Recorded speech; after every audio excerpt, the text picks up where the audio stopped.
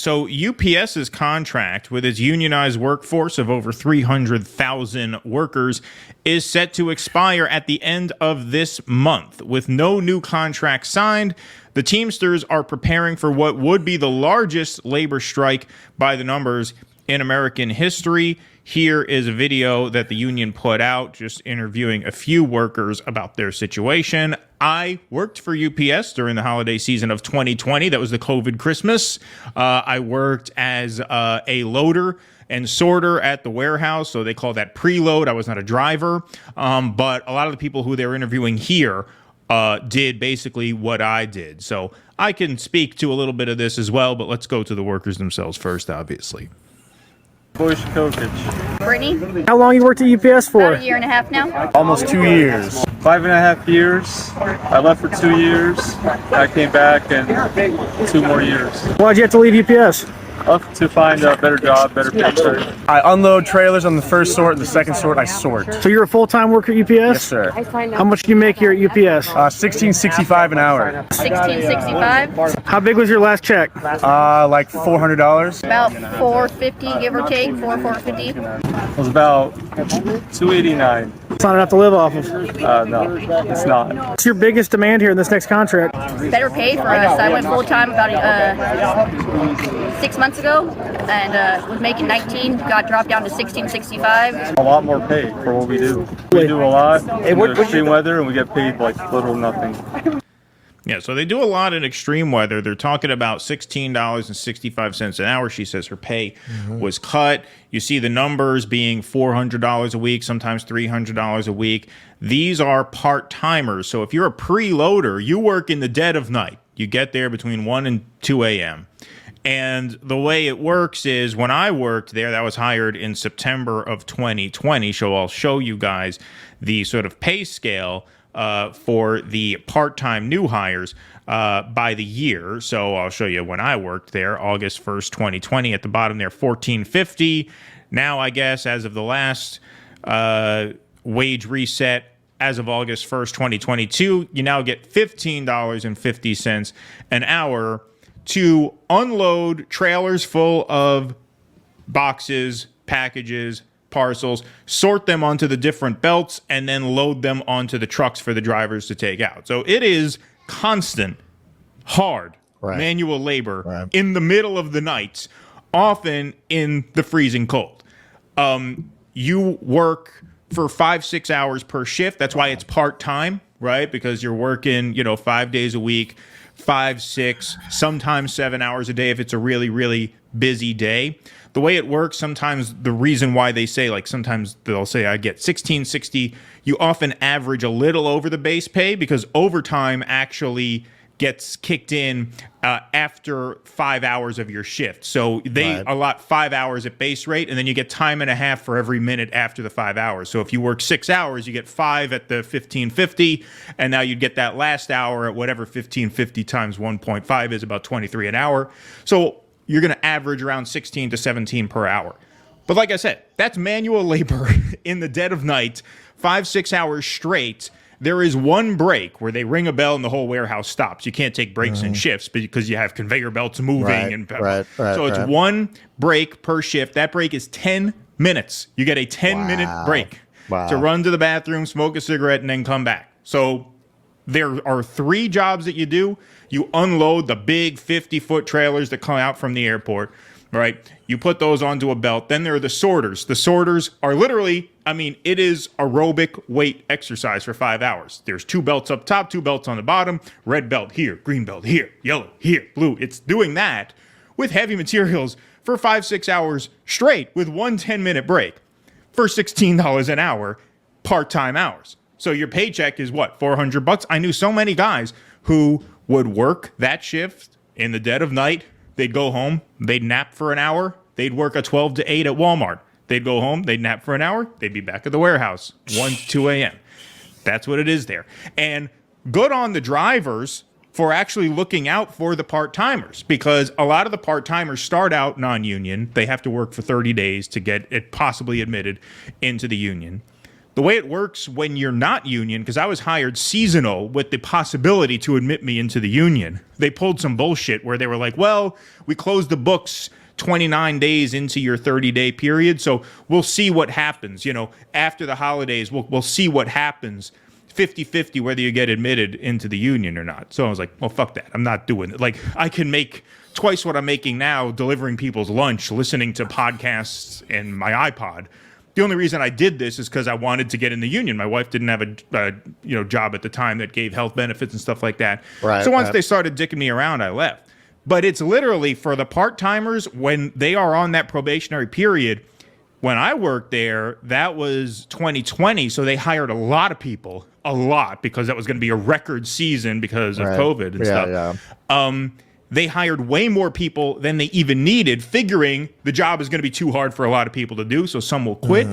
But when I would work there, it was a breadline, man. There were times when I woke up at 1 o'clock in the morning, suited up, got the work boots on and everything, went there, and they said, we have too many people here. We're going to have to send you home. Sorry, you can't work. No pay, no nothing. Now, I was lucky. I lived 5 minutes from the warehouse. That's like the old shape-up system on the docks. Exactly. That's exactly what it was. Exactly what it was. And I was lucky. I lived 5 minutes from the warehouse, so it was not a huge deal for me. Still really annoying because I had to wake up in the middle of the night and get dressed, and now the whole night's sleep is shot. But there were guys who lived a half hour away. They'll wake up at 1 o'clock. They'll hit the road at 1:30. They'll get to the warehouse at 2 o'clock. They'll get turned around. By the time they get back home, back in their pajamas, it's 3 o'clock. They've been up all night for no money. They've lost money on gas getting there. So it's a horrible situation. That's on the wage side. Now, aside from the wages aspect of it, you also have a lot of workers who do get paid fairly well. The drivers make a fairly decent wage, but there's also the issue of safety and work-life balance. So here's a short video here from More Perfect Union. We're going to play the first minute of it regarding the safety issue, and then I'll talk a little bit more about the work-life stuff. But here's the first minute of this video. They're just abusing us out there. Flowers in front of this Pasadena home are in memory of 24-year-old Esteban Chavez Jr. Doing everything they can to completely overwork us. Chavez was found dead inside of his UPS truck after delivering his last package for the day. A lot more UPS drivers have gone down with heat-related illness. He collapses, overwhelmed by the 110-degree temperature in Arizona. And customers are starting to take notice. It's just a sickening feeling that you don't know what's going to happen to that guy if he goes to the next house. I think the comment that they made after is awful. The company says that their drivers are trained on how to deal with the high temperatures. The new guys, and I know it was 2 new guys that died from the heat stroke. They're working 6 days a week, sometimes 12 hours a day. Excessive overtime is definitely the #1 factor of why we're having this huge problem with heat-related issues. UPS at least listen to what we're saying. This is our job. We're going to show up every day and we're going to do it, but nobody wants to die. All right, so there's just a taste of that. It goes on to talk about the forced overtime. When you leave with a truck full of boxes, you can't bring boxes back to the warehouse and say, okay, we'll finish this the next day. No such thing, because there's another truckload of boxes that's coming on hours after you park the truck, because the night shift, they start the preload a few hours after you're done. And all of this is done via AI and stuff, which packages to load on which trucks, how they route them and everything. And so, these guys are out there from 8 o'clock in the morning to sometimes 10 o'clock at night, forced 14-hour days. Now, they do get paid like triple time past 9.5 hours. They make decent money. That's why UPS drivers tend to do pretty well financially. It is, at the end of the day, a fairly desirable job compared to competitors in the industry. They're the only unionized company of its kind. FedEx is non-union. Then there are companies that hire contractors out to, drop goods off of people's house, like Laser Ship is one where you can use your own van or truck and stuff like that. Certain contractors, owner-operators, things like that. So the money is okay, but for the wages, they talked all the time at the warehouse about the drivers just having zero life outside of work. Divorce rates are very, very high as compared to, normal jobs that pay around the same amount, just because these guys are never around. They're never able to do anything except drive these boxes around. And I remember loading these trucks up where I'm thinking, how the hell do you get all this done in even 10 hours, even 11 hours? You got hundreds and hundreds of boxes per truck with all these different stops, and it takes a while to get from point A to point B. And I was doing it during the pandemic, during the lockdown Christmas. So that's when, demand was just through the roof. But it takes an extraordinary toll on these guys. And UPS, given how profitable they are, that's why these workers are threatening to strike now, or striking while the iron's hot. A little play on words there, because UPS took in $100 billion in revenue in 2022, $13 billion in profits. All these shipping companies during COVID, profits went through the roof. Oh, absolutely through the roof. And they still are very, very high, because old habits die hard. Once you start ordering the shit off Amazon, there's been a big cultural shift. Yeah. Everybody's itching to go back to Walmart. No, not really. I mean, it's a cultural shift. Exactly. CEO Carol Tomei was paid $19 million in 2022 as a salary. That's actually down 30% from the prior year, 27.1. But still, just obviously an obscene CEO to worker pay ratio, given the quality of life on the worker side, the safety risks to the workers. I mean, doing this during the wintertime is hard. Doing it in the dead of summer, you got a truck with hundreds and hundreds of pieces in it. You're in Arizona, you're in Texas, you're driving around all day. A lot of the trucks don't have those side doors. The air conditioning is not great. They just drive with the doors open, really, really brutal thing.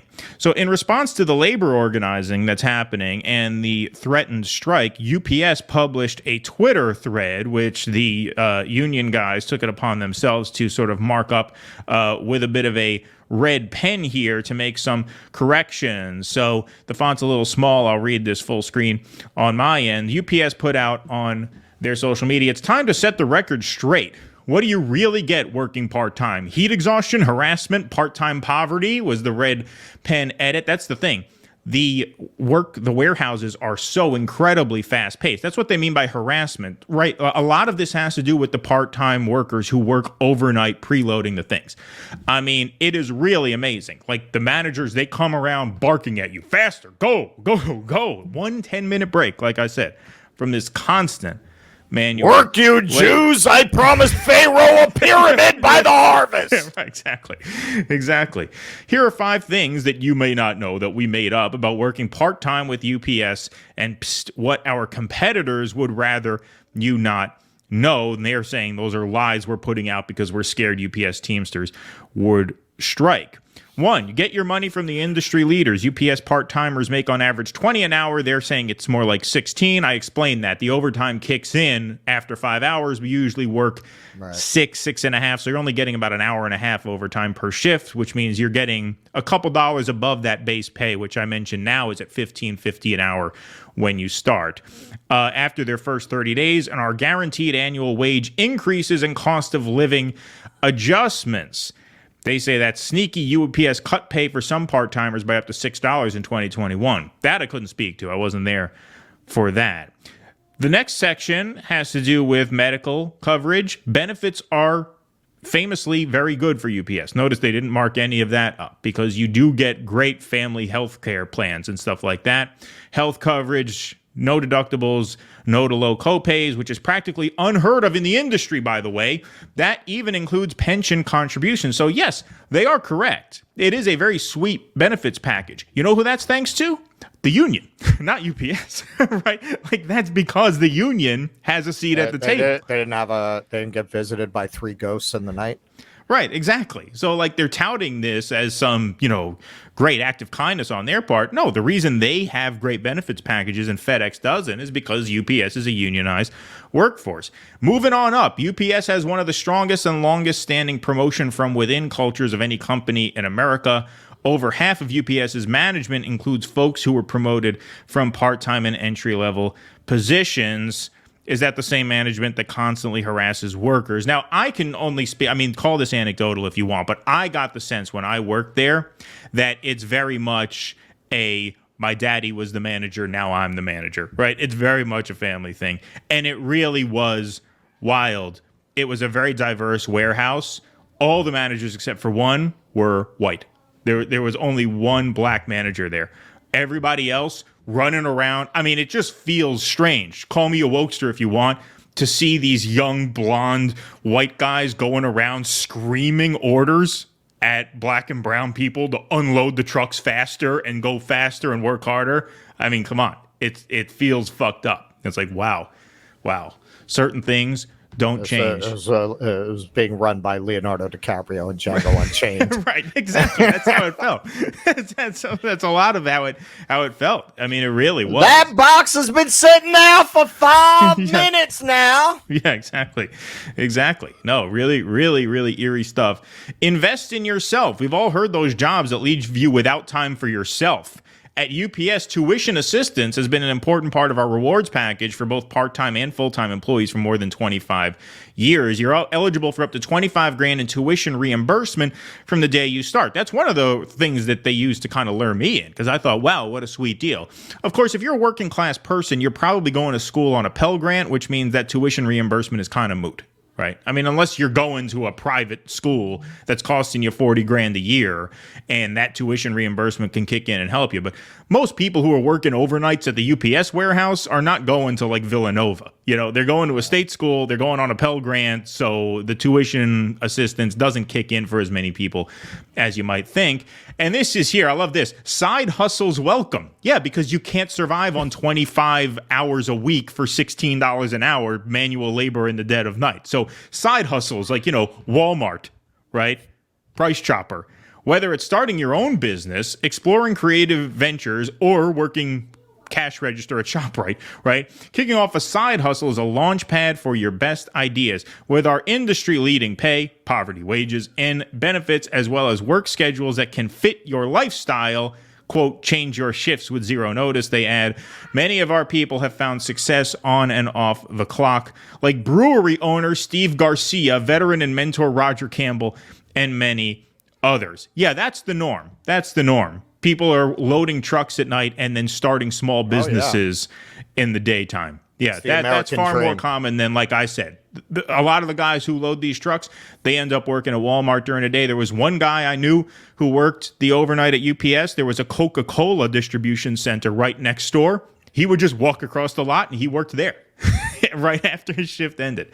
So that's life at UPS. And look, these strikes are going to be extremely disruptive if and when they happen. There's no getting around that. A lot of the corporate media outlets are, of course, emphasizing that. New York Times running pieces, how this will affect you. And, they put the spin on it. The small business owner who's trying to ship their flowers out to the customers. This is going to crush them, right?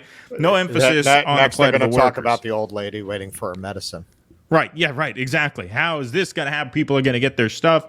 There's no response to this except solidarity with the UPS workers. They need to be better paid and better taken care of.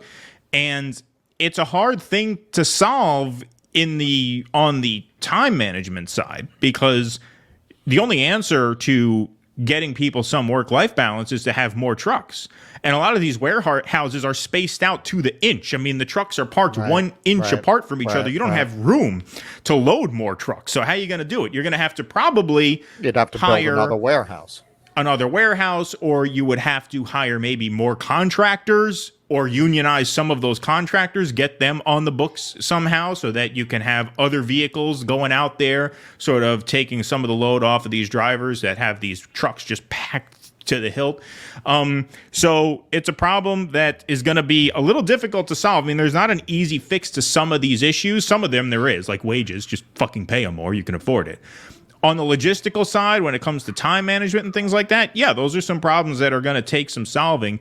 But that's why it's good that they're threatening this action now in the summertime, because by the holidays, it's too late. By the holidays, you have to have these things solved. Well, a lot of this is over 40 years of completely changing the way that corporations operate in terms of pay, where, as has happened across the society, if you look within the corporations, Thomas Frank is great on this. He always talks about how the average CEO pay in like 1970 was something like 50 times the worker or something like that, and now it's hundreds of times what the. It's not that money's not there to pay; it's that all that money, and this will come up with the SAG strike. all that money is being funneled into the shareholders and into the CEOs and the senior executives.